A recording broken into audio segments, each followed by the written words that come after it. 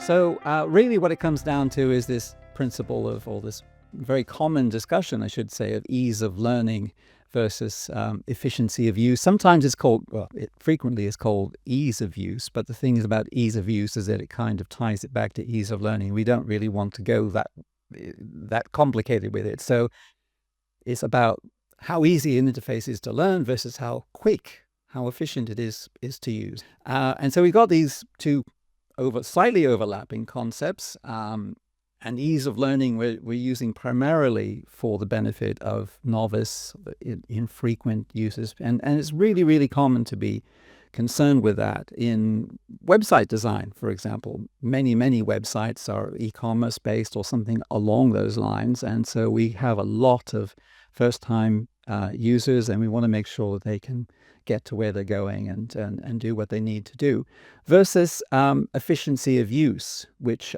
is a really big deal in the past in applications. So lots of desktop applications were aimed to be efficient to use. It's not so common on the web, but there's no reason why it shouldn't be on the web as well. But those are the two main ideas. And like I say, the target audience is really for ease of learning are novice, inexperienced, infrequent users, efficiency of use, expert users, people who are using something very frequently. Now, there is a slight complication. Just because somebody uses something frequently, they aren't necessarily an expert. We have to bear that in mind.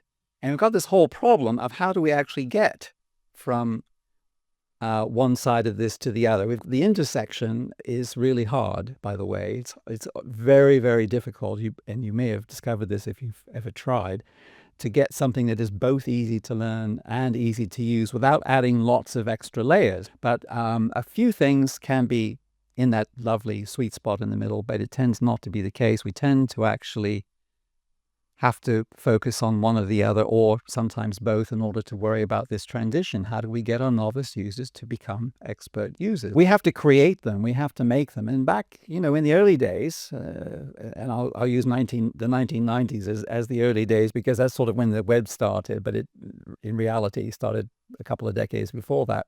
But we had training sessions. We had people would actually go on courses, and we had manuals and all kinds of stuff. These days, we really are pretty much building systems that need to be self-explanatory, certainly for inexperienced, infrequent, or novice users.